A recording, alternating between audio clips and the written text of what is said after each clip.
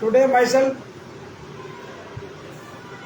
Reddy Mallareddy, Adarsh Polo Nirmana Adhyakshuni, making Ideal Citizen Organization, founder of that organization. మా సంస్థ 10 ఏళ్ళది పెట్టడం జరిగింది. పోతే నేను మెడ్రాస్ ఇంటర్నేషనల్ దివ్య జ్ఞాన సమాజము చేసాఫ్టర్ సొసైటీ అడయార్ మెంబర్లు. పోతే అనేక ఆధ్యాత్మిక సమస్యలతో పరిచయాలు ఉన్నాయి. అది నేషనల్ లెవెల్లో కానీ ప్రపంచ స్థాయిలో ఉండేటువంటి అనేక ఆధ్యాత్మిక సమస్యలతో నాకు పరిచయాలు ఉన్నాయి. ఆధ్యాత్మిక సమస్యలు ఈరోజు ప్రపంచ శాంతికి ఎలా ఉపయోగపడుతున్నవి, మానవుల్ని ఏ విధంగా మార్పు తీసుకురావాలి, మానవుని పరిపూర్ణ మానవత్వంగా దైవిక మానవుడిగా దివ్య మానవుడిగా ఎలా తయారు చేయాలని చెప్పి అన్ని ఆధ్యాత్మిక పనిచేస్తున్నారు. దాంట్లో భాగంగా సుభాష్ మిత్రి గారు పెట్టినటువంటి పిరమిడ్ ధ్యాన కేంద్రము ఇవాళ ఆయన గత 30 సంవత్సరాల నుంచి కూడా మరి కర్నూలు మరి ప్యారీ కంపెనీలో ఆయన ఏరియా మేనేజర్గా అగ్రికల్చర్ ఎంఎస్సి ఆ రోజు చదవడం జరిగింది. మరి వారు ఉద్యోగము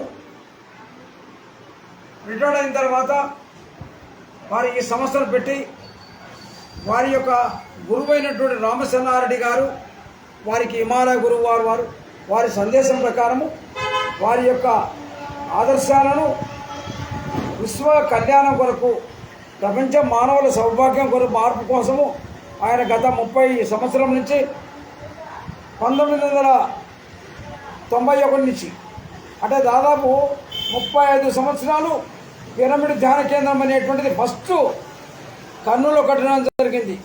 దానికి బివి రెడ్డి గారు పిరమిడ్ ధ్యాన కేంద్ర అధ్యక్షుడిగా ఉండి ఫస్ట్ పిరమిడ్ ధ్యాన కేంద్రాన్ని కర్నూలు కట్టడం జరిగింది. వారు ఈ 35 ఏళ్లలో అనేకమైనటువంటి శాకార జగత్తు, పిరమిడ్ ధ్యాన కేంద్ర జగత్తు, పోతే ప్రపంచంలో ఈ 30 సంవత్సరాలలో వారి యొక్క కృషి వలన కొన్ని వందల మంది లక్షల మంది మాంసాలు శాకాహారులుగా మారడం జరిగింది. తర్వాత ప్రధానంగా ఎందుకు ధ్యానం చేయాలి, ఫస్ట్ పాయింట్ ధ్యానం వల్ల ప్రయోజనం ఏమిటి, ధ్యానం యొక్క ప్రాముఖ్యత ఏంటి అనే సబ్జెక్టు. ఇది కేవలం నేను ఇంతవరకు చెప్పింది ఇంట్రడక్షన్ మాత్రమే. ధ్యానం అంటే ఏమిటి, ఇవాళ ధ్యానం అంటే మెడిటేషన్. ఇది పతంజలి యోగ సూత్రాలలో ఉన్నది, మన బ్రహ్మ సూత్రాలలో ఉంది, భగవద్గీతలో ఉంది, అన్నిటిలో మన సనాతనంగా ఉండేటువంటి సబ్జెక్టే ఇది. అయితే కాలక్రమంలో ఈ యొక్క అధునాతనమైనటువంటి నాగరికత ప్రపంచవ్యాప్తంగా మోడర్న్ టెక్నాలజీ మోడర్న్ కల్చర్ వచ్చిన తర్వాత ఇది మరుగుపడిపోయింది. ఇవాళ ఆధునికమైనటువంటి సమాజంలో మనము భౌతికవాదానికి ప్రాధాన్యత ఇచ్చి ఆహార నియమాలు లేకుండా ఆలోచన నియమాలు లేకుండా మన శరీరాలను అనారోగ్య పాలు చేసుకొని ఇవాళ ఏ జబ్బు వచ్చినా ఏ ఆసుపత్రి పోయినా నయం కావటం లేదు. కారణం ఏమంటే జబ్బులు ఎందుకు వస్తాయి అనేది డాక్టర్లకు తెలియదు. కేవలం భౌతికంగా వచ్చేటువంటి జబ్బులు కాదు. గత జన్మలో చేసినటువంటి చెడు కర్మల యొక్క ప్రభావం వల్ల ఈ జన్మలో నీకు ఆరోగ్యం దెబ్బతింటుంది. ఇది ఫిలాసఫీ డాక్టర్స్కు తెలియదు, ఓన్లీ ఆధ్యాత్మిక తత్వవేత్తలకు మాత్రం తెలిసి. ఇది ఒకటి. నెక్స్ట్, నీ ఆలోచన విధానము జబ్బులు ఎందుకు వస్తుందని చెప్తున్నాను. పూర్వజన్మంలో చేసినటువంటి చెడు కర్మల ప్రభావం ఒకటి. ఈ జన్మలో నీ ఆలోచన విధానము కరెక్ట్గా లేనప్పుడు, ధర్మబద్ధంగా లేనప్పుడు సైకలాజికల్గా వచ్చేటువంటి జబ్బులు, మీ సైకలాజికల్గా మానసికంగా జబ్బులు శారీరకంగా జబ్బులుగా పరివర్తన అవుతుంది. నెక్స్ట్ 3, మనలో దురాశ దుఃఖానికి సెట్ అయింది. ఇవాళ కారణం ఏమంటే ఎంతసేపు ఉన్నా ఆశ ఉండాలి, కుటుంబంలో డెవలప్ కావాలి, మనం ఆర్థికంగా డెవలప్ కావాలి. కానీ ఇవాళ ఆ పరిస్థితి లేదు. మానవుడు దురాశానికి దుఃఖానికి సెట్ అవుతున్నాడు. ఒకటి చెప్తున్నా నేను, మానవ జీవనంలో మన ఆలోచన, మన క్రియలు ఇవన్నీ కూడా ధర్మబద్ధంగా ఉన్నప్పుడు మాత్రమే ఆరోగ్యవంతంగా అవుతాం. కేవలం మందులు తినంత ఆరోగ్యం రాదు. ధర్మంగా మనం జీవిస్తేనే మనకు ఆరోగ్యం వస్తుంది. కాబట్టి ఇది చాలామంది డాక్టర్స్కు తెలియదు. వాళ్ళ ప్రపంచంలో అనేక మంది ఫిలాసఫర్స్ రీసెర్చ్ చేస్తున్నారు, సైంటిస్టులు రీసెర్చ్ చేస్తున్నారు, అనేక వరల్డ్ లెవెల్లో అనేక మంది ఇవాళ రీసెర్చ్ చేసినటువంటి సందర్భంలో ఈ పిరమిడ్ ధ్యాన కేంద్రం యొక్క ప్రాధాన్యత మీకు చెప్తున్నాను. పోతే మనకు ప్రధానంగా వచ్చేటువంటి సమస్యలు ఈరోజు అనారోగ్య సమస్యలు, ఆర్థిక సమస్యలు, కుటుంబ బాంధవ్యాలు, ఈ 3 ప్రధానమైన సమస్యలు ఈరోజు. ఈ 3 వల్ల మానవుడు సతమతమైపోతున్నాడు, అర్థం కాక దిక్కుదలక. కారణం ఏమిటంటే ఈ యొక్క మోడర్న్ సివిలైజేషన్ వల్ల మనము కరెక్ట్గా జీవన విధానము మనకు తెలియదు. Come back to our spiritual life అని చెప్పేసి అనేక సమస్యలు వాళ్ళ లెవెల్లో మన ఫారిన్లో కానీ అనేది ఇండియాలో కావచ్చు, అనేక మంది గురువులు, హిమాలయ గురువులు కావచ్చు, అందరూ కూడా ఈ ఆధ్యాత్మిక విధానంలో పరిష్కారాలు చెప్తున్నారు, రిజల్ట్ వస్తున్నారు ఇవాళ. కాబట్టి నేను ఒకటి చెప్తున్నాను, అందరూ కూడా నమ్మండి. అనేక మందికి, వేల మందికి ఈ ధ్యానం చేసినట్లయితే క్యాన్సర్ నయమైంది, మోకాళ్ళ నొప్పులు తగ్గింది, స్పాండిలైటిస్ తగ్గింది, సైనస్ తగ్గింది, మానసిక రోగాలు తగ్గినవి. ఖచ్చితంగా మన ఆరోగ్యాలు బాగుపడుతుంది, ఆర్థిక సమస్యలు పోతే కుటుంబంలో ఎలాంటి చిన్నటువంటి మనస్పర్ధలు కుటుంబ సభ్యుల మధ్య ఉన్నట్లయితే అవి కూడా సమస్యపోయి ప్రశాంతంగా ఉండేటువంటి పరిణామం వస్తుంది. పోతే మనము వ్యక్తికి ప్రశాంతంగా ఉన్నప్పుడు సమాజము బాగుంటుంది, పర్సనల్ క్యారెక్టర్ వస్తుంది, సోషల్ క్యారెక్టర్ వస్తుంది, నేషనల్ క్యారెక్టర్ వస్తుంది, యూనివర్సల్ క్యారెక్టర్ వస్తుంది, స్పిరిచువల్ క్యారెక్టర్ వస్తుంది. అనేది ఇవాళ మన వ్యక్తిగా మనము మారాలి. మనము మారినప్పుడు సమాజము, దేశము, ప్రపంచము అందరూ బాగుంటారు అనేటువంటిది మెయిన్ ధ్యానం యొక్క కాన్సెప్ట్, మెయిన్ ఈ యొక్క మెడిటేషన్ యొక్క కాన్సెప్ట్. కాబట్టి సింపుల్గా ఈ కాన్సెప్ట్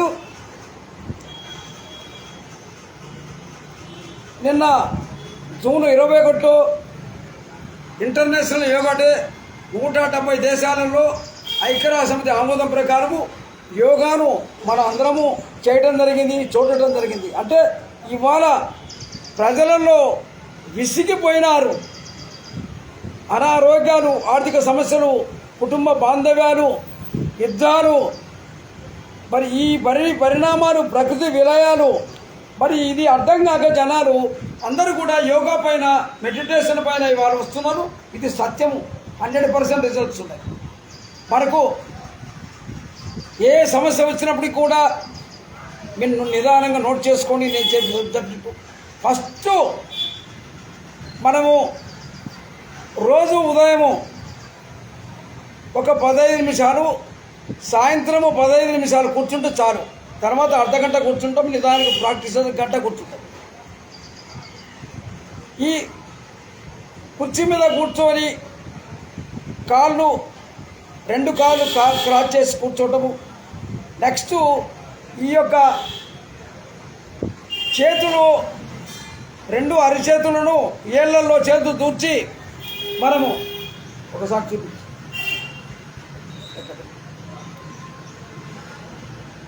ఇట్లా కూర్చొని కళ్ళు మూసుకోవటం. కళ్ళు మూసుకున్న తర్వాత మనము శ్వాస మీద ధ్యాస. ఇది అనాపానసనాపతి అంటే శ్వాస మీద ధ్యాస. తీసుకునేటువంటి శ్వాసను వదిలే శ్వాసను కేవలము గమనింపు మాత్రమే. ఈ గమనించేటప్పుడు మనము ప్రశాంతముగా కూర్చోవలెను. మనము ప్రశాంతముగా శ్వాసను మాత్రమే గమనించవలను. తీసుకునే శ్వాసను వదిలే శ్వాసను మాత్రమే గమనించవలను.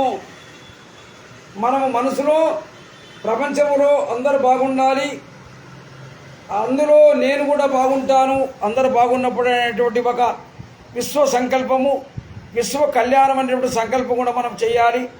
ఇంకోటి, నేను అందరినీ ప్రేమిస్తాను, అందరిలో భగవంతుడు ఉన్నాడు, అన్నిటల్లో, చెట్లల్లో, కొండలలో, రాతులలో, గ్రహాలలో, భూమాతలో అన్నిటల్లో కూడా భగవంతుడు, అన్ని జీవరాశులు, జంతువులలో అన్నిటల్లో భగవంతుడు ఉన్నాడు.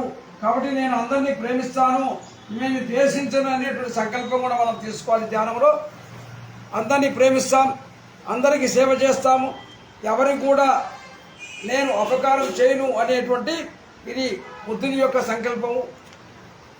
ఈ సంకల్పము మనం మనసులో అనుకుంటే చాలు. నెక్స్ట్, గత జన్మలో మనకు అనారోగ్యము ఎక్కువ ఉండి ఏ మందులకు నయం కానప్పుడు మనం చిన్న ఫార్ములా ఉంది. ఇది ఫస్ట్ మనకు వచ్చేటువంటి జబ్బు కానీ సమస్య కావచ్చు, ఇది గత జన్మలో నేను తెలియక చేసినటువంటి చెడు కర్మల వల్ల నాకు ఇవాళ వచ్చింది కాబట్టి అది ఫస్ట్ తెలుసుకోవాలి. ఈ సృష్టిలో ఎవరికి కూడా విశ్వశక్తి, that is the universal power, you called as God or భగవంతుడు, యూనివర్సల్ పవర్ అనేటువంటిది ఒకటి ఉంది.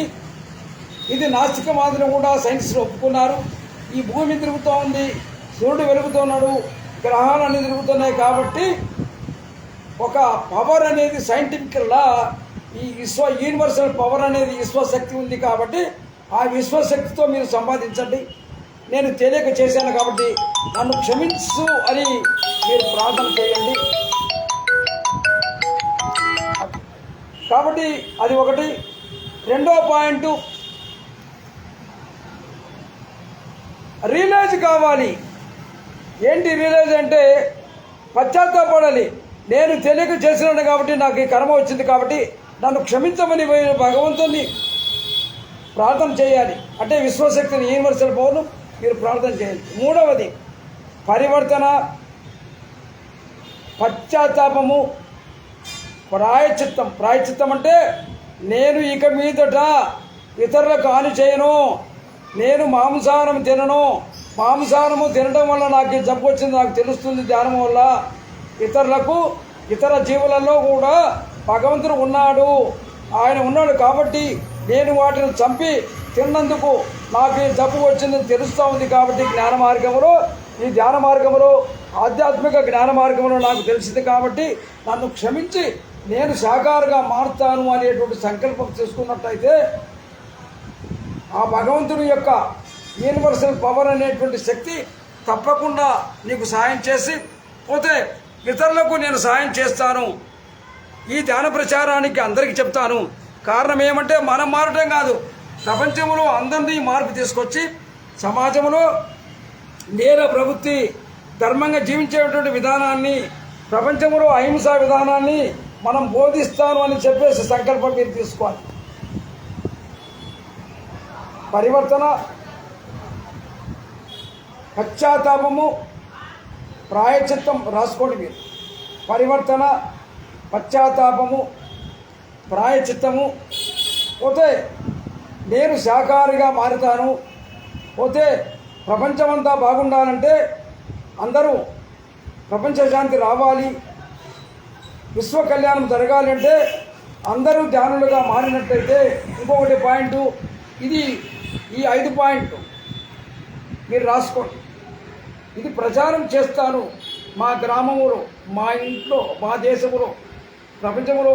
ఇవాళ సుభాష్ పత్రి గారు ఈ యొక్క పిరమిడ్ ధ్యాన కేంద్రం పెట్టిన తర్వాత ప్రపంచంలో అన్ని దేశాలలో కోట్ల మంది ఇవాళ ధ్యానం చేస్తున్నారు, మార్నింగ్ ఈవినింగ్. ఇది సత్యం. అనేకమైనటువంటి చాలామంది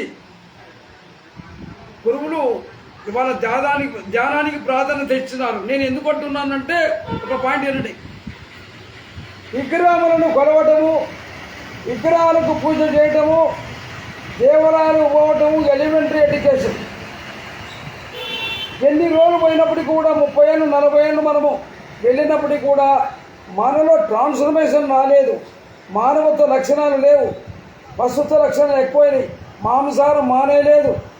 అంటే కాబట్టి సత్య ఆరాధన రావాలి, విగ్రహ ఆరాధన కాదు. సత్య ఆరాధనలో ఒక ఇంపార్టెంట్ సుభాష్ పత్రి గారు చెప్పినటువంటి పిరమిడ్ ఆదర్శ సూత్రాలు 18 ఉన్నాయి. ఇందులో ఒకసారి ఫోటో 18 ఆదర్శ సూత్రాలు. ఇందులో ఇంపార్టెంట్, మనము 40 ఏళ్ళు 50 ఏళ్ళు విగ్రహాలకు వెళ్ళినప్పటికీ కూడా అందులో భగవంతుని అనుగ్రహం ఒక 10% ఉంటుంది, లేదని నేను చెప్పడం లేదు, నేను ఆశికవాదిని కాదు. అయితే మనలో ట్రాన్స్ఫర్మేషన్ జరగటం లేదు, శాకాహారులుగా మారలేదు, ఇతరులను ప్రేమించడం లేదు, ఇతర జీవులను, జంతువులను, పక్షులను, చెట్లను, ప్రకృతిని మనం ప్రేమించడం లేదు, ఇతరులకు హాని చేస్తున్నాము. మనలో కామ, క్రోధ, లోభ, మదమాత్సరం అనేటువంటి అరిషడ్ వర్గములను మనం అధిగమించడం లేదు. ఇవి అధిగమిస్తే కానీ దైవ ప్రేమ మన వృధం.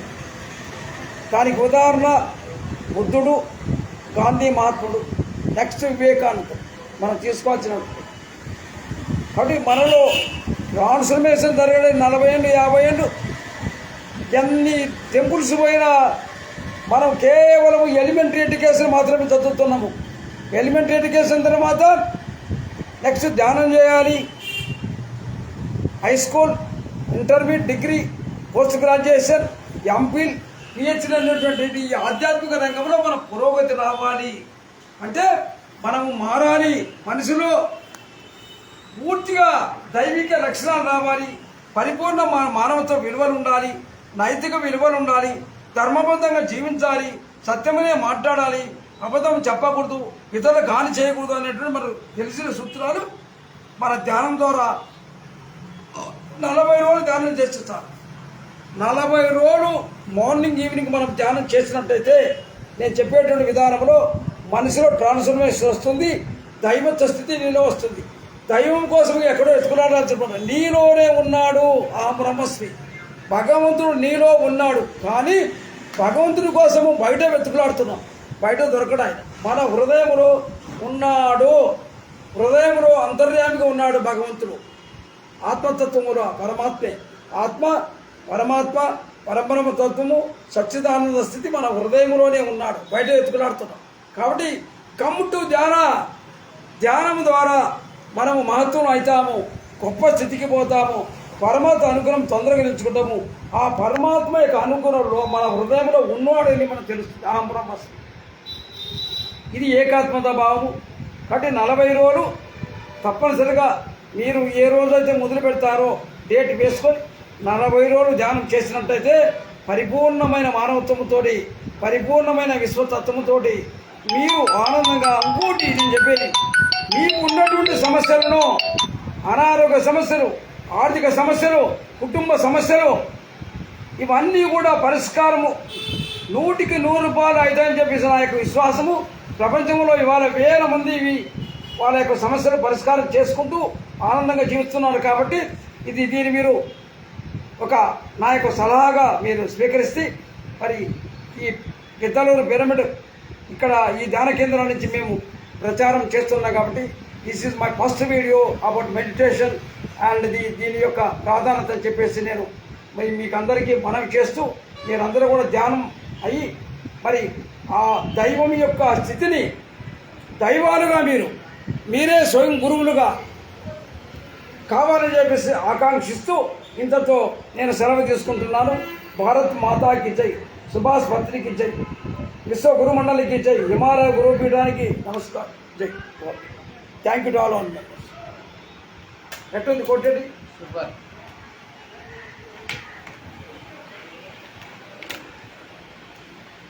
నువ్వు సమయానికి రావడం